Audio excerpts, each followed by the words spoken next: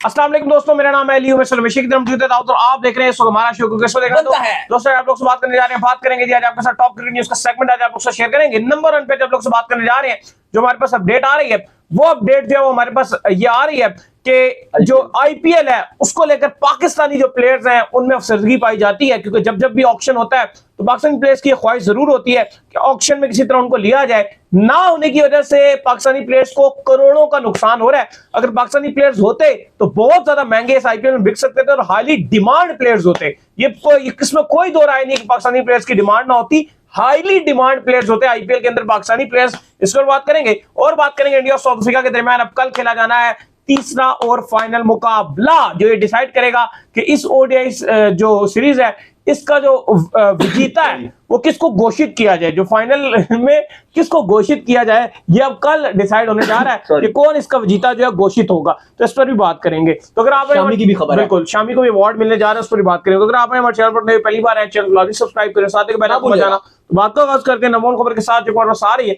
दाऊद साहब जिस तरीके से आईपीएल का ऑक्शन खत्म हुआ, इतिहास रचा गया मिचेल स्टार्क की तरफ से, पैट कमिंस की जानिब से, जितना जितना महंगा और जितना जितना एक्सपेंसिव इन प्लेयर्स को पिक किया गया। अगर यही टी20 के अंदर पाकिस्तानी प्लेयर्स होते तो क्या उनकी मांग ना होती, स्पेशली शाहिन शाह अफरीदी की आप बात कर लें, चाहे आप कुछ भी कह लें। टी20 में तो वो बॉलिंग करते हैं भाई 3-4 ओवर, टी20 की बुनियाद पे पिक हो रही है चीजें। फिर आमिर की बात कर लें, बहुत बड़ी डिमांड आती भाई, ख्वाहिश बहुत ज्यादा खेलने की। तो क्या होता ये अगर होते तो, और आपके फखर जमान होते, क्या क्या प्राइजेस मिलते। देखिए आईपीएल का ऑप्शन कल अपने आबोताब से चला। दूसरी तरफ हम कल बात ये भी कर रहे थे कि थोड़ा सा फैंस के लिए भी बड़ा मसला था।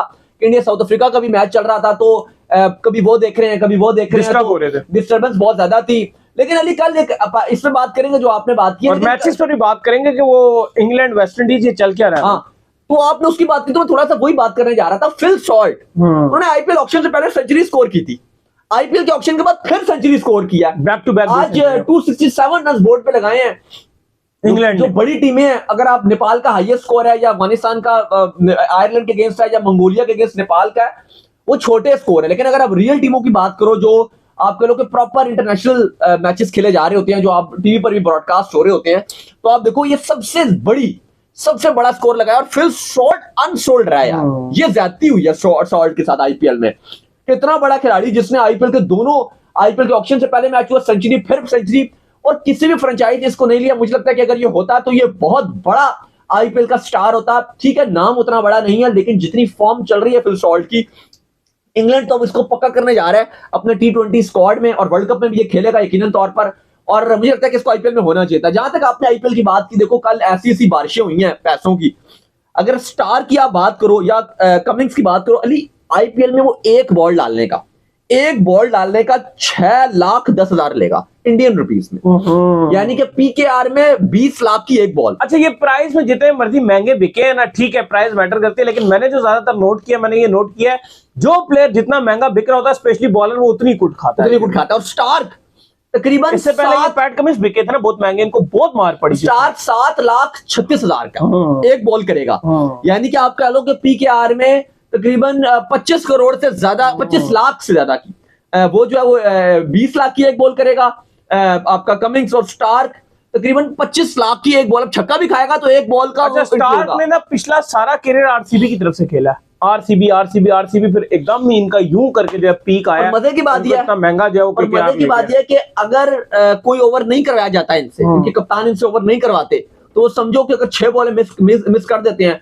तो आप देख लो कि ये 20 लाख की एक बॉल कर रहे हैं, तो एक कितना ये रोला बन जाएगा भाई। और ये मिचेल स्टार्क की बड़ी फेमस लड़ाई भी आईपीएल में जो पोलार्ड के साथ हुई थी, जिसको यूट्यूब पर कभी भी कोई डालता तो मिलियनों व्यूज होते हैं। सही है, बिल्कुल यही बात, बहुत हैवी व्यूज आते हैं जब भी कोई डालता है उसमें। वो पोलार्ड ने, याद है आपको, भला छोड़ के मारा था इसको मिचेल स्टार्क को। बहरहाल ये बहुत ही महंगा हिसाब किताब है। अब ये किसी ने भेजा था तो मैंने आपको बता दिया पढ़ के, लेकिन बहुत ही मुश्किल कैलकुलेशन है। लेकिन अली साहब, पाकिस्तानी प्लेयर्स का कितना लॉस है? पाकिस्तानी प्लेयर्स का जो आप बात करो, जैसे हम ये बात कर रहे हैं, आज एक आकाश चोपड़ा ने एक बात की, और ये हमने कल बात बोली थी ऑक्शन पे, जब हमने वीडियोस कर रहे थे, शोज कर रहे थे, हम एक बात कर रहे थे, और ऐसा लगा कि आकाश चोपड़ा ने हमारी बात को जो है वो इंडोर्स किया, या दोबारा से उन्होंने उसी तरह से, यार उनकी थिंकिंग अलग है, लेकिन बात हमारी कल यही बात हो रही थी कि अगर विराट कोहली ऑक्शन में आ जाए, जसप्रीत बुमराह ऑक्शन में आ जाए, रोहित शर्मा आ जाए, तो उन्होंने कहा है आज आकाश चोपड़ा ने, उन्होंने कहा, हम भी ये बात कर रहे थे ना कि 50-50, 45-45 करोड़ के जो बिक जाएगा विराट कोहली, तो उन्होंने यही कहा आकाश चोपड़ा ने कि विराट कोहली की जो वर्थ है इस ऑक्शन में उन्होंने कहा कि वो इतनी, उन्होंने कहा 42 करोड़ की वर्थ है इस टाइम विराट कोहली की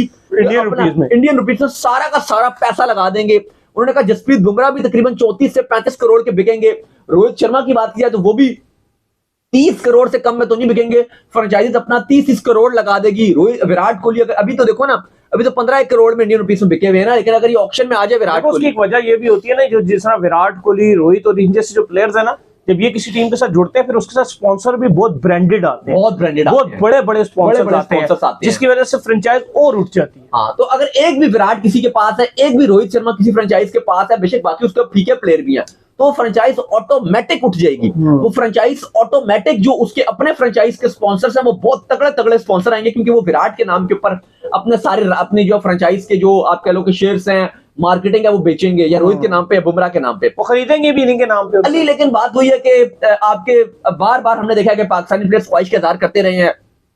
अभी तक सोहेल तनवीर रिटायर्ड हो चुके हैं, वो बात करते हैं, कमरान अकमल रिटायर्ड हो चुके हैं, वो आईपीएल की बात करते हैं, आपके मोहम्मद हफीज आईपीएल की बात करते हैं, आपके वहाब रियाज आपके सिलेक्टर वो कहते हैं कि बड़ी ख्वाहिश रही है हमेशा से पाकिस्तानी प्लेयर्स की कि वो आईपीएल में खेलें, और वो सभी ख्वाहिश का इज़हार कर चुके हैं। लेकिन हसन अली रिसेंटली ख्वाहिश कर चुके हैं कि काश हम बिल्कुल, हर पाकिस्तानी प्लेयर का ख्वाब होता है कि वो खेले।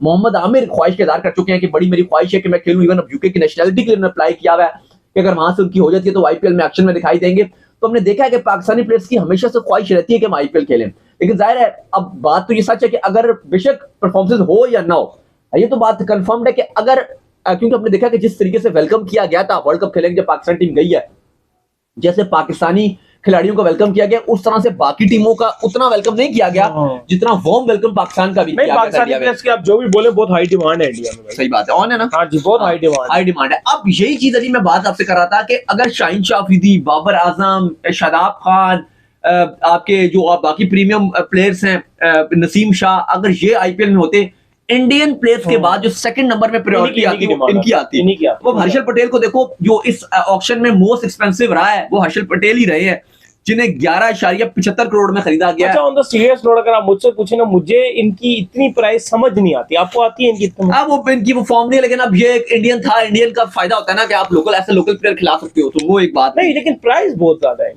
नहीं वो ठीक है, वो एज कंपेयर टू परफॉर्मेंसेस वो ठीक है, सबसे ज्यादा ये पिटते हैं इसमें आईपीएल के अंदर। हाँ, पिटते तो बहुत ज्यादा है, ये आरसीबी को फारग करा दिया था इन्होंने। नहीं पिटते तो बहुत ज्यादा है, लेकिन अब वही बात है कि अब था अंधों में काने राजे वाली बात है, अब यही थे तो फिर इनको ही लेना था। ये क्या थे, और इतने बॉलर हैं सारे, इतने ज्यादा लोकल नहीं, बाकी सब सोल्ड थे ना, बाकी सब ऑलरेडी सोल्ड थे।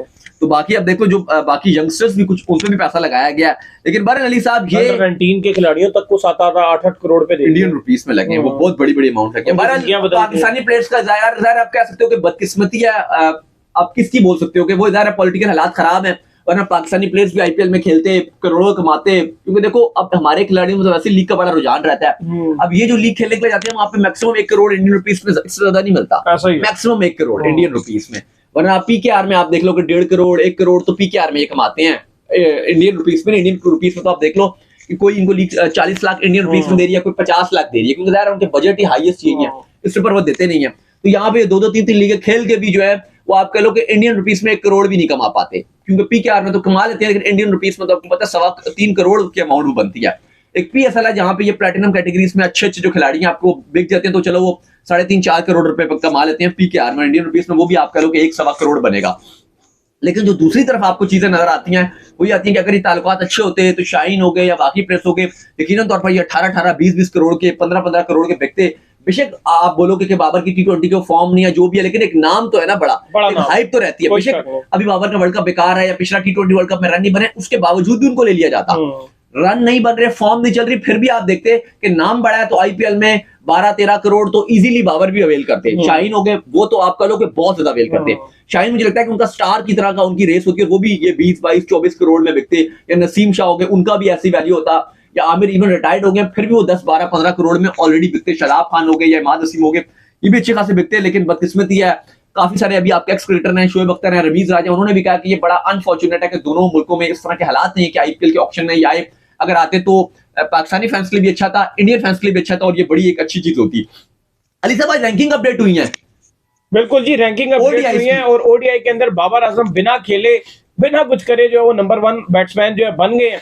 मैं तो ज्यादा खुश होता अगर बाबर आजम की बुनियाद पे उनको वर्ल्ड कप के मैचेस जीते होते, या बाबर आजम के परफॉर्मेंस से को ऑस्ट्रेलिया में हमने डोमिनेट कर लिया होता, लेकिन एक बार फिर रैंकिंग आ गई है, लोगों ने तालियां मारी है, मुझे कोई खास खुशी नहीं है इस चीज की। देखिए शुभमन गिल से रैंकिंग लिया, लेकिन बात वही है कि जैसे रवि बिश्नोई जब रैंकिंग में नंबर 1 आ गए थे तो सबने तनकीद की कि यार वो बिश्नोई नंबर 1 बन गया, कैसे बन गया, सबने तनकीद की थी उसके ऊपर। तो उस टाइम पाकिस्तान में बहुत ज्यादा ट्रोल हुआ था कि आईसीसी की रैंकिंग सिस्टम पे स्लैप है, आईसीसी की रैंकिंग सिस्टम पे स्लैप है, सबने ये बात की थी।